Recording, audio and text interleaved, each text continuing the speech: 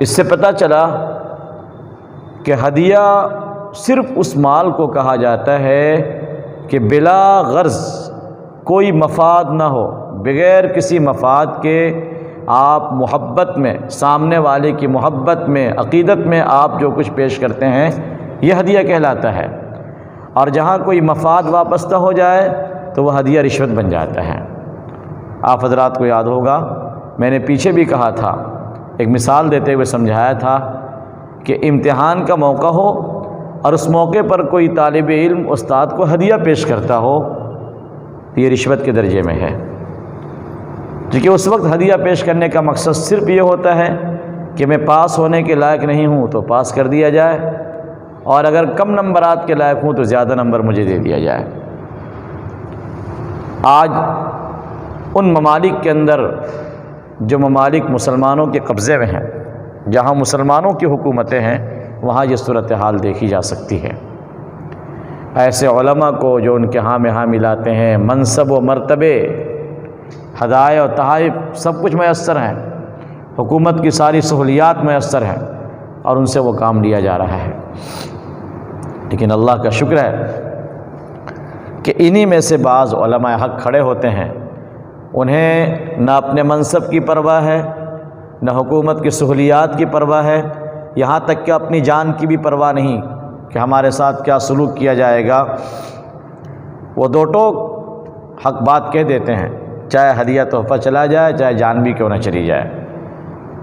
الحمدللہ اللہ تعالیٰ نے ایسے علماء و ممالک پیدا کیے ہیں جو بالکل بے باکی اور جرت کے ساتھ اپنی بات کو سامنے رکھ دیتے ہیں اور اس طرح کے ہدایہ تحائف کو قبول کرنے سے اپنے آپ کو بچاتے ہیں۔ ایسے ہدیے وہ قبول نہیں کرتے، کیونکہ آپ نے کیا فرمایا؟ فَإِذَا صَارَ رِشْوَةً عَلَى الدِّينِ فَلَا تَأْخُذُوا۔ جب یہ ہدیہ دین کے معاملے میں رشوت بن جائے تو اسے قبول نہ کرو۔ لیکن آگے آپ نے کیا فرمایا؟ وَلَسْتُمْ بِتَارِكِيهِ، تم اسے چھوڑو گے بھی نہیں، تم لے کر رہو گے۔ اور وجہ کیا ہوگی؟ یمنعکم الفقر والحاجہ، ضرورت، تمہاری غریبی اور پریشانی، یہ چیز تم کو مجبور کر دے گی ایسی چیزوں کو قبول کرنے پر۔ اسی لیے عموماً غریب علماء کو ٹارگٹ کیا جاتا ہے کہ یہ تو محتاج ہیں، ان کو 2 پیسے کی ضرورت ہے، ان کو خریدنا آسان ہے۔ کیونکہ جو عالم خود کفیل ہو، اللہ تعالیٰ نے اس کو صاحب حیثیت بنایا ہو، تو ظاہر بات ہے کہ بہت جلد اس کو پیسے سے خریدنا یہ بڑا مسئلہ ہوتا ہے، کیونکہ وہ خود پیسے والا ہے۔ لیکن جو غریب علماء جو بہت زیادہ دینی غیرت نہیں رکھتے، جن کے اندر بہت زیادہ خوف خدا نہیں ہے، ایسے لوگ فوراً بک جاتے ہیں حالات کی وجہ سے۔ مگر سب ایسے نہیں ہوتے۔ الحمدللہ ہمارے اکابر جو بظاہر غریب تھے، دنیا کی دولت ان کے پاس کچھ بھی نہ تھی، مگر اللہ تعالیٰ نے دین کی وہ غیرت اور اپنا وہ خوف عطا فرمایا تھا کہ بادشاہوں کے تاج کو ٹھوکر مار دیا کرتے تھے۔ وہ خبردار ہے کوئی ان سے دین کے معاملے میں ان سے کوئی سودا کروا لے، بالکل ان چیزوں سے وہ بہت دور رہتے تھے۔ لیکن اللہ کے رسول نے عام حالات کو بیان کیا کہ عام حالات یہ بنیں گے کہ تم اپنی ضرورت اور غریبی کی وجہ سے مجبور ہو کر قبول کر لو گے تم۔ اس کے بعد آگے آپ نے دوسرا جملہ ارشاد فرمایا، الا ان رحل الاسلام دائرۃ، سن لو اسلام کی چکی چلتی رہے گی، فدوروا مع الکتاب حیث دارا، تو تم کتاب اللہ کے ساتھ چلنا، کتاب اللہ جہاں جائے، یعنی قرآن جو حکم دے اس کے ساتھ رہنا۔ اسلام کی چکی چلتی رہے گی، اس کا مطلب کیا ہے؟ حضرت اقدس مفتی شعیب اللہ خان صاحب زیدہ مجدہ العالی اس حدیث کی شرح کرتے ہوئے، اس ٹکڑے کی شرح کرتے ہوئے اس کے 2 مطلب بیان کرتے ہیں۔ نمبر 1، اسلام کی چکی چلتی رہے گی کچھ سالوں تک، یعنی اسلام کا وہ نظام جو اللہ کے رسول نے دیا، جس کو قرآن و سنت کا نظام کہا جاتا ہے، یہ نظام چند سالوں تک چلتا رہے گا۔ تو اے لوگو، تم اس نظام کے ساتھ ساتھ چلتا رہنا، کیونکہ اس نظام کی بنیاد کتاب اللہ کی کتاب ہوگی، لہذا تم اللہ کی کتاب کے ساتھ چلتا رہنا۔ چنانچہ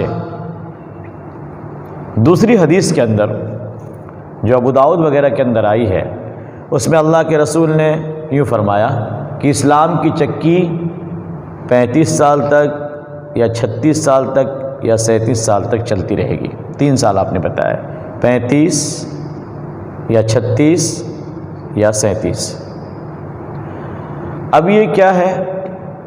تو اس کے بارے میں شارحین نے یہاں گفتگو کی ہے، حدیث کی شرح کرنے والوں نے، اور یہ کہا کہ اصل میں اشارہ اس بات کی طرف ہے کہ جو اسلامک نظام اللہ کے رسول دے کر دنیا کو جا رہے ہیں، یہ نظام اتنے سالوں تک تو ٹھیک ٹھاک چلے گا، اور اس کے بعد اس نظام کے اندر خرابیاں پیدا ہونی شروع ہو جائیں گی۔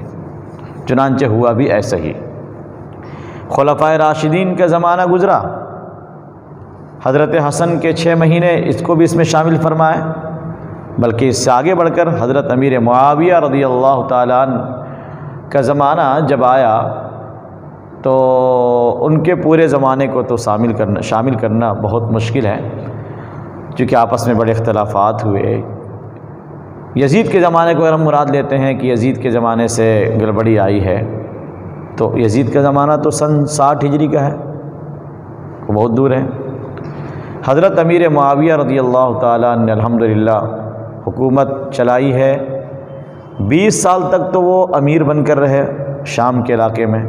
حضرت عمر فاروق رضی اللہ تعالیٰ عنہ کے زمانے سے ہی وہ مسلمانوں کے امیر تھے ملک شام کے علاقے میں، اور جب حضرت علی کی خلافت ادھر قائم ہوئی تو اس وقت اختلافات کی شکل پیدا ہو گئی، اور وہ جنگ صفین جو بہت مشہور جنگ ہے، جو بہت سے لوگ جانتے ہیں، تو اس کی وجہ سے ذرا سا اس نظام میں جو ہے نا وہ خلل آ گیا۔ تو اسی کی طرف اشارہ کیا گیا ہے کہ نظام تو رہے گا، اسلام کی چکی تو چلے گی، مگر تھوڑا خلل پیدا ہو جائے گا۔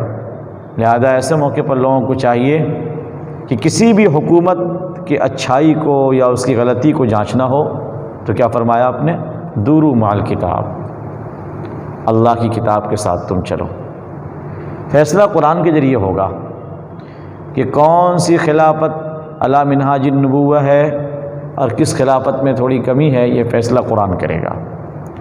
یہ حضرت مفتی شعیب اللہ صاحب زیدہ مجدہ نے جو کچھ تشریح کی ہے، ذرا سا میں اپنی طرف سے کچھ باتوں کو ملا کر یہاں پہ رکھ رہا ہوں تاکہ بات کچھ صاف ہو جائے، کہنا کیا چاہ رہے ہیں اللہ کے رسول۔ تو آپ امت کو تنبیہ کر رہے ہیں کہ اگر جانچنا ہو کہ صحیح کیا ہے غلط کیا ہے، تو اس کی جانچ کس سے ہوگی؟ کتاب اللہ سے ہوگی۔